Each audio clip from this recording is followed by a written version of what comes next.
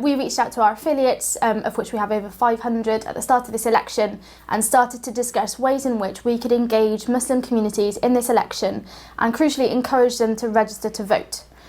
We decided it would be great to have a national day of action where mosques and community centres and ordinary Muslims nationwide took part to encourage themselves, to encourage their friends, their families, their congregations to all make sure they're registered to vote.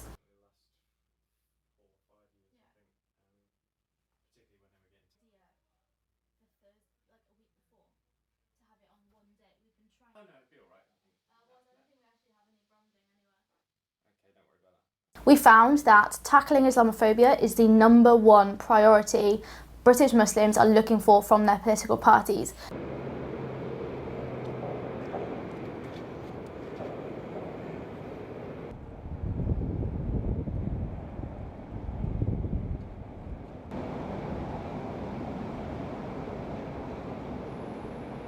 I think there is low voter turnout in the Muslim community, and simply because I just don't think a lot of people are engaged in the political process. But it's not just the Muslim community. This is a phenomenon we see across, all ethnic minority communities, that they are less engaged in the political process than their white counterparts.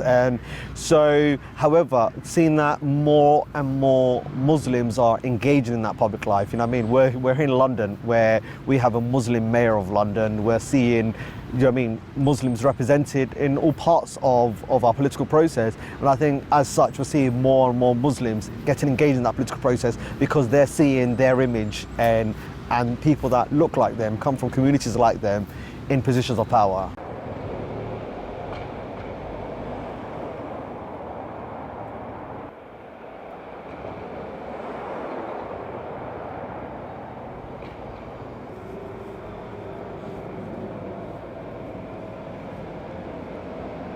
Muslim communities in this country form approximately 5% of the total population. They can make a difference in 31 constituencies, especially with the marginal seats, in the urban areas where Muslim communities live in large numbers. We have also found a large number of Muslims are not on the voter register, which is not a good thing.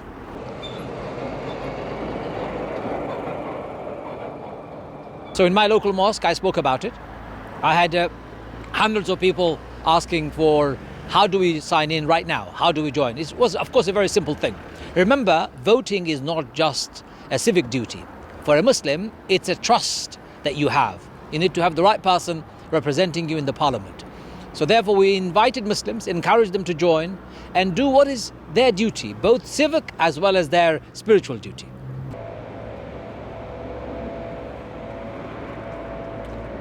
Now more than ever, Muslims need to take action, not just on issues affecting the Muslim community, but also on issues otherwise. It could be domestic foreign policy issues, it could be like Brexit, the NHS, the future of the economy, the national living wage. These are all issues which affect Muslims regardless of how involved or practicing they are within a community.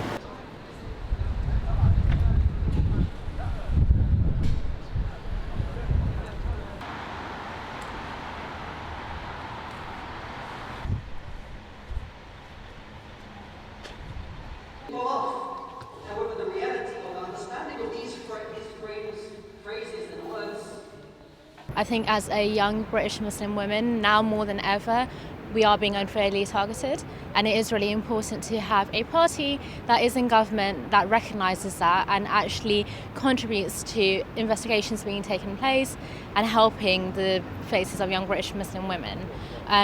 The other key issue that's very important for me in this election is the case of representation. Don't exclude us from the narrative when you feel like it. We're as much part of the British culture, of British life, as every other individual.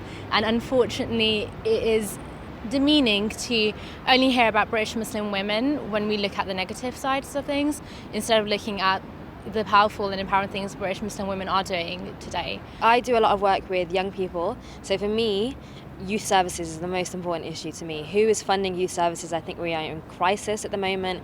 We have so much, so many mental health issues, violence on the streets, students who have no direction, who have nowhere to go, and they need spaces to be able to be young people, to be able to aspire to things. And for me, I want to look at who is looking to fund youth services and how broad is that funding going to be.